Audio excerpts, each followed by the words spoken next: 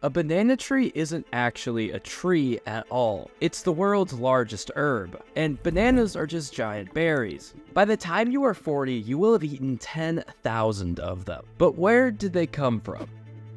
Bananas are one of humanity's oldest foods. In fact, many scholars believe that they were the forbidden fruit in the Garden of Eden. And you might be taken aback by that. Wasn't it an apple, like literally everyone says?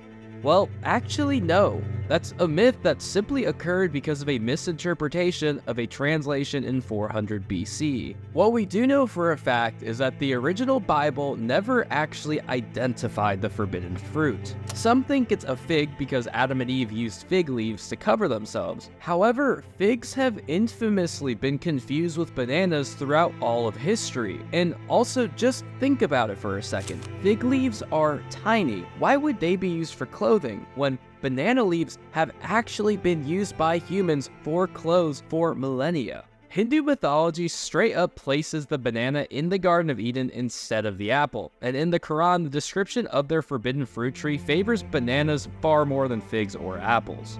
So yeah, there's definitely a good chance that the forbidden fruit was a banana, but I guess we'll never really know. What we do know is that bananas were found in one of humanity's first ever villages. But the thing was, these wild bananas were nearly inedible. There was only one part that could be eaten, and it didn't taste great. Gradually over time, humans did what humans do, selectively breed the plants so they became more desirable. Bananas started to get sweeter and more palatable, and quickly they became a staple in Malaysia, China, and India. In some places, bananas were even used for money or were at the center of burial rituals. In 327 BC, Alexander the Great returned from Europe from his conquest and brought with him bananas from India. For the first time, the banana enters the written record of the Western world. Then, around 300 years later, Middle Eastern merchants brought the banana to Africa. There it was given the name banan, which is a variation of the Arabic word for finger. It also became a part of the growing slave trade between Central and Northern Africa, a precursor of what was to come. For the next 1,000 years, the banana's place in the world remained relatively stagnant, but a new discovery would change that forever: the discovery of the New World. It's disputed as to who first grew bananas in the Americas, but for certain the ones who made the first large farms were the Spanish settlers in the southern tip of Florida. Not an ideal place since the winter frost came in the way of efficient harvesting. As colonists became more settled in Central and Southern America, it took just decades for the fruit to spread everywhere, except for one place. Born from the fire of a hard-fought revolution, the United States was one of the only places in the entirety of the New World to not have bananas as a staple of their diet.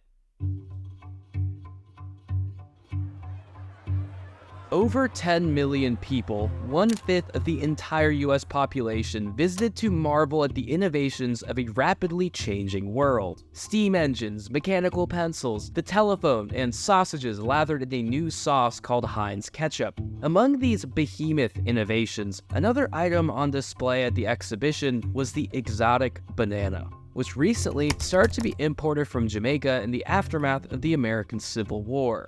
At this time, bananas were sold for a dime a piece, around $3 today. And because of their suggestive shape, they were sliced up and served in foil in order to avoid offending Victorian-era sensitivities. Yeah, we weren't the first and certainly won't be the last ones to think that bananas look kinda funny. The banana's entry into the US market happened completely by chance. 6 years before they appeared in the Centennial Exhibition, a sailor by the name of Lorenzo Baker put in a ship for repairs in Jamaica after a simple transportation job. While he waited, he decided to use some of his profits to buy 160 bushels of bananas and hoped that they would stay fresh enough to be sold after the voyage. Indeed, his wish came true, and he netted a handsome $9,000 profit in today's dollars, and he quickly realized that no one else was doing this. He had a once-in-a-lifetime opportunity before him. Within a year, he was the biggest exporter in the Caribbean. With the discovery of the profitable banana trade, Jamaican ports became classic boom towns. There was a banana gold rush on the horizon, but for that rush to truly occur, one key issue first needed to be resolved: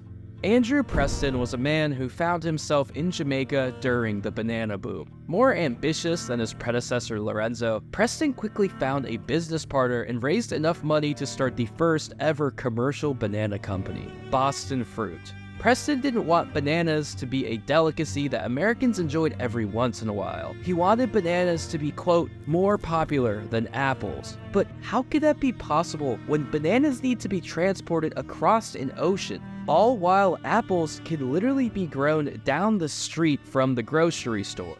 Solving this problem would require some serious innovation. First, Preston abandoned the sailboat completely and replaced his fleet with steamships, cutting down the Caribbean passage to just 5 days. Still, trips north remained risky. Sometimes entire shiploads would arrive spoiled and rotten. And then, he attempted something that had never been done before, or at least on a large scale: refrigerated shipping, which would keep the bananas cool and thus green for longer.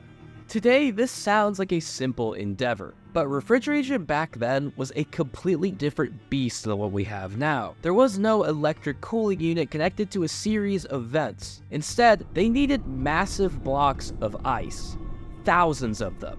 You can only imagine how much of a logistical nightmare it was to create a system of transport for ice from northern parts of the United States into the steaming hot climate of the Caribbean. This required an insane expansion of their industrial roles, resulting in Boston Fruit no longer being just a banana company. What Preston and his business partner accomplished should have been impossible. Within just a few years, they created a system where a highly perishable tropical product could arrive in stores ready to eat from thousands of miles away. As something that most of us completely take for granted today, it's hard to imagine just how revolutionary of a concept this truly was back then, especially since bananas were now extremely cheap. Consumers suddenly saw the prices drop to half that of apples. It was now something everyone could eat. And in 1899, Boston Fruit would change its name to something far more infamous in the pages of history. It would now be called United Fruit. The ships they used were not only fitted with air conditioning, but also painted white to reflect sunlight to save on cooling costs. Hence the title of their armada, the Great White Fleet. They quickly noticed that after their ships dropped off the bananas, they would go back out to sea empty, and thus not making any money. United Fruit found a pretty ingenious workaround to this problem. They created a system where they would take a few days to completely convert the banana barge into a luxury cruise liner. This is the origin story of the all-inclusive Caribbean cruise. By 1915, the Great White Fleet had reached a staggering 95 ships that could carry up to 500,000 bananas. But a war was raging in Europe, and with new submarine technology, it extended out to the seas of the Atlantic. The infamous U-boat captain Felix von Luckner, nicknamed the Sea Devil, targeted and sank multiple vessels of the White Fleet, forcing United Fruit to dry dock its vessels for the remainder of the war, meaning that bananas were briefly quite hard to find in the United States. However, once the war ended, business was back to usual, and that meant further expansion. In 1920, a subsidiary of United Fruit called the Fruit Dispatch Company was formed. Its goal was to distribute fruit throughout the entire US, and would go on to create product tracking systems that would become the direct predecessors of barcodes and freshness dating. But to those who were buying the bananas, there was little care or thought that was given to where they actually came from. The only exposure consumers really had was through what can best be described as propaganda. In 1924, a New York Times article titled "Lowly Banana Rebuilds an Empire" heavily implied that the reign of United Fruit in Central America was the pinnacle of man, stating that it was the rehabilitation of an ancient empire that flourished long before Columbus, and that the industry created there was a demonstration of empire building with a new ingredient capable of correcting the mistakes of the past. Based on this kind of reporting, many Americans probably believed that they were not only purchasing delicious fruit, but also supporting the rehabilitation of the places where it came from. Just 10 years later, another article would be published, this time in Esquire magazine, but with a tone far less enthusiastic. It would use and in turn popularize a term that was originally coined back in 1905, but until now saw very little play in the public zeitgeist. A term that neatly sums up the dealings of United Fruit into two simple words: Banana Republic. In 1984, the U.S. military intervened in Nicaragua to quell a call for labor and land reforms. This marked the first of over 30 instances in which the U.S. military involved itself in the dealings of Central American nations, usually at the behest of American banana companies. As United Fruit became responsible for a generous chunk of revenue from Central American nations, their governments started to cozy up to them. The corporation simply offered them things that they could not do on their own, such as building infrastructure like railways or other public goods, modernizing their nation. As a government leader, it's really hard to say no to these offers. And because bananas could be grown pretty much anywhere in Central America, United Fruit always dangled the fact that they could simply move their business next door, making the offer even harder to decline. Through this form of operation, in 1901, Guatemala hired United Fruit to run its national post office. Yes, you heard me correctly. And 3 years later, they were granted a 99-year unlimited license to build railroads and cultivate lands in a wide swath along those tracks. Soon, the company would assume many of the governmental functions of not only Guatemala, but most of its other banana-producing clients. If requests like this were denied, United Fruit would simply phone the US government to take care of it. This is what led to the 1912 invasion of Honduras. Afterward, United Fruit would go on to build as many railroads and grow as many bananas in the country as they pleased. The corporation would string up over 3,600 miles of telegraph lines throughout Central America, and would operate everything from churches to laundries. It was also becoming a market leader in the sugar, coffee, and cocoa trade. United Fruit was increasingly becoming an all-consuming Goliath of a corporation. Its tentacles reached into nearly every facet of life for the citizens of banana-producing countries. For this reason, to those in Central America, United Fruit became known by the nickname El Pulpo, which directly translates to the octopus. Under these conditions, to Central Americans, there wasn't much to do other than to work until you die or to rebel and risk death in the name of something greater. Usually communism, as it was the only other ideological choice. In 1920, Guatemalan banana workers attempted to unionize, and US Marines were sent in to, quote, police the nation. A similar thing occurred in 1925 when Panama workers went on strike, leaving millions of bananas rotting in fields. 3 years later, the industry as a whole saw large-scale unrest all across Central America, with sentiment that will only grow within the next decade, and likewise, the attempts to suppress them. In 1928, the biggest strike ever faced by a banana company occurred. In Colombia, 32,000 laborers refused to work. Fearing foreign intervention from the US military, General Cortes Vargas decided to act on his own. On a Sunday morning after church was out, families were gathered into a square. 4 machine guns positioned on rooftops were then given the order to open fire, killing 2,000 people in the span of 5 minutes.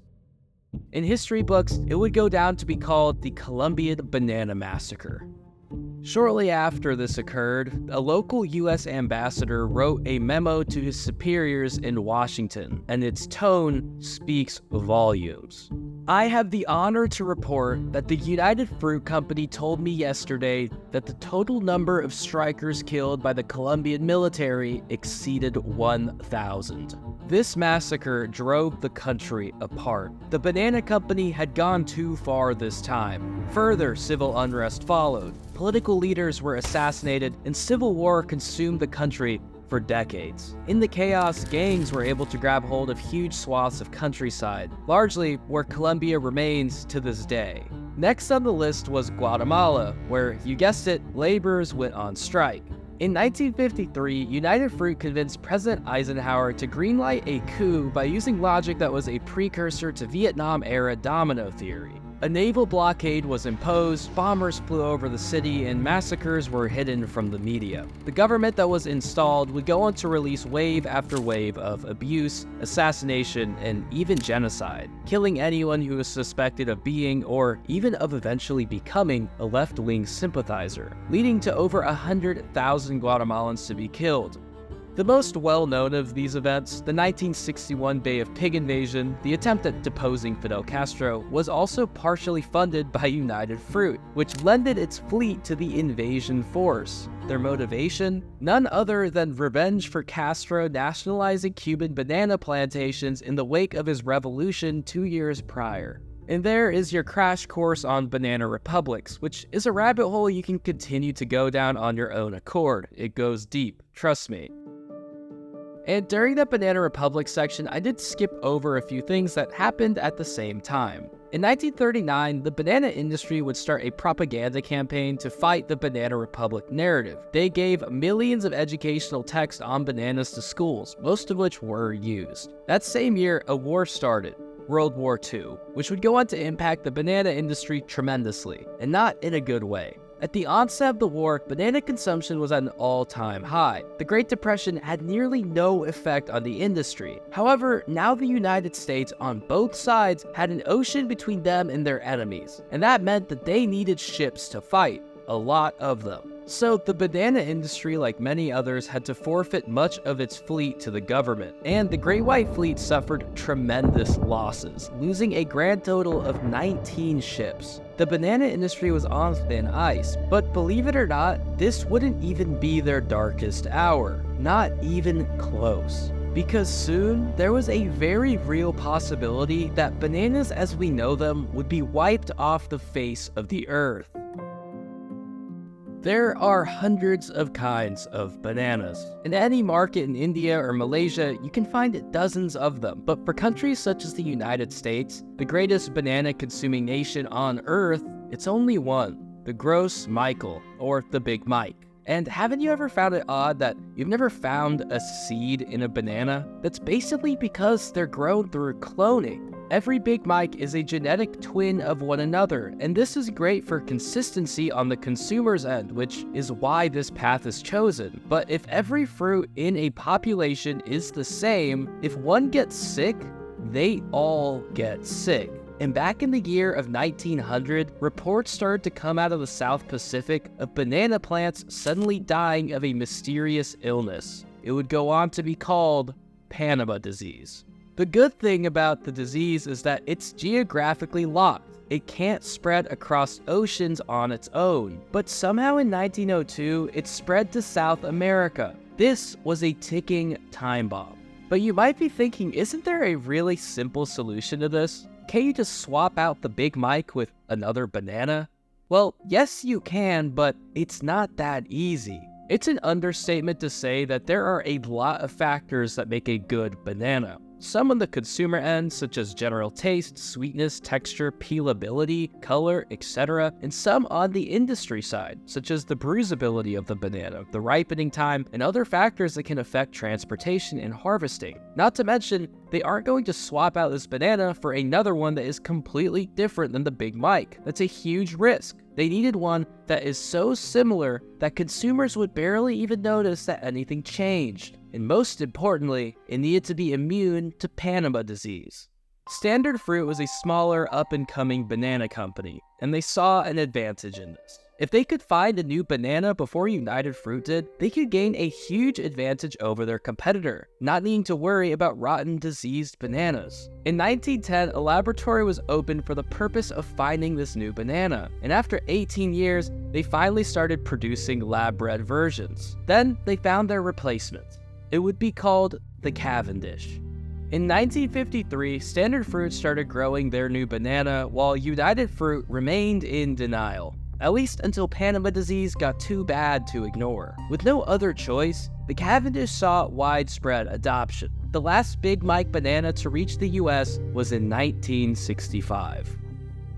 But the Cavendish was a different banana after all. It wasn't quite as tasty or creamy as the Big Mike, and it also couldn't be cut down in massive stems and tossed into ships' cargo holds either. The Cavendish was a lot more sensitive to bruising and required delicate care. Methods of divvying up the bananas into bunches and using boxes and bagging techniques were adopted. This might sound simple and standard now, but back then it was a big deal. And this more hands-on approach allowed for the opportunity for branding to be put on banana bunches via sticker. Taking advantage of this new development, Standard Fruit quickly rebranded to Dole, and their early adoption of the Cavendish had paid off. United Fruit's empire was in decline, and to add insult to injury, they were forced to break off some of their assets by the US government, who, in a confusing shift of attitude, suddenly agreed that it was too much of an all-reaching monopolistic force. The company was forced to let go of its railroad holdings in foreign regions and its supermarket distribution network in the US. It also had to sell some of its foreign land holdings as well. Suddenly, United Fruit found itself between a rock and a hard place. They had to pivot, and that would come in the form of a complete rebrand, starting with the name. From now on, they would be called Chiquita, accompanied by a new logo and brand jingle. And the cherry on top was the introduction of one of the most successful marketing campaigns in US history. For the next decade, throughout the 70s and early 80s, things were pretty stable without too much significant news. Besides the tragedy of Eli Black, owner of Chiquita, who jumped off a 44-story building in the wake of a bribery scandal. But in 1985, a discovery would shock the banana world to its core. The impossible had happened. In Malaysia, Cavendish bananas were suddenly dying of Panama disease. Just like the Big Mike, all of the Cavendish are genetic twins of one another, putting the banana we know and love in jeopardy once again. By 1990, it destroyed the banana crop of multiple countries. The question now was how fast would it spread, and if it's even possible to find another banana replacement. Because of the way that the banana is bred, it takes a very long time to find a replacement. As stated earlier, bananas need to have so many unique qualities, and these qualities then need to be actually field tested extensively to see if they have unforeseen flaws. A process that takes years for each new kind of banana. And all of this hinges on if, and only if, a banana that can replace the Cavendish even exists. A 2019 article stated that if that is the case, it could take anywhere from 15 to 20 years to find it. But there has been a speedy solution all along, and that's genetic modification, which is a highly controversial topic I won't be getting into the science of. In essence though, consumers and governments are not privy to genetically modified foods because there has been some scientific evidence pointing to modification being harmful, and restrictions on even doing the science itself have made researching GMO bananas, quote, hell. Despite this, genetically modified bananas were created but never had the chance to be field tested. Until a crisis hit Africa. Hundreds of thousands were killed, millions were displaced or homeless. The genocide that spread throughout Rwanda and Burundi captured the world's attention. There was a shortage of food and millions were starving on land that was fertile for bananas, but full of Panama disease. There was one solution, and that was genetically modified bananas that were immune to it. For 2 entire years, while tens of thousands died of starvation, the European officials debated its use, mostly fearing cross-contamination into the non-modified crop population. Then, they allowed for a few trials, which were extremely successful. Finally, they got the full green light. In the end, it is estimated that some 500,000 people benefited from genetically modified bananas in the region. This was a huge morale boost to the camp pushing for the modified crop. Between 2001 and ending in 2008, the entire banana genome was then mapped. A year before the mapping was finished, Chiquita was fined $27 million by the Department of Justice for payments that they made to an acknowledged terrorist organization in Colombia. That same year, Dole was sued for using chemicals that rendered its workers sterile. It seems that in so many years, so little has changed. And that brings us to the present. Today, surprisingly, or maybe not so depending on your outlook on the world, conditions on banana plantations have barely changed since the reign of United Fruit. The only real change is that governments just now actually have autonomy over their own countries, but often remain at the behest of gangs that continue to infest them. Each and every year, there are more places affected by Panama disease, and gradually less and less Cavendish bananas can be grown. Both the industry and governments are now starting to get really concerned about its spread, leading to, in February of 2024, monumental banana history to be made. For the first time, food safety regulators have given the green light for a genetically engineered banana to be grown outside of a humanitarian crisis. But at first, this will only apply to 2 countries, New Zealand and Australia. Supposedly just as tasty as the Cavendish, its name isn't quite as appealing, QCAV4, and maybe in the next few years, it'll come to a store near you. The story of the banana is one of paradox. It's the most consumed fruit on Earth, and has in turn gave nourishment and life to tens of millions of people. However, the power the fruit gave to those who commercialized it has also destroyed nations, and caused its very own massacres, genocides, and rampant poverty that still lives on to this day. The history of bananas isn't limited to this past. It's happening now as we speak. This story will not end with this video. The saga of the banana is long from finished, and I hope that now, equipped with the knowledge of a long and complex history, you will join me in finishing the story of the banana as we live on our very own lives. I just want to thank you so much for watching, and if there's any banana facts I missed in this video but you think are worth sharing, please do so in the comments section. This is Salt and Pepper Economics, and as always, I'll see you in the next video.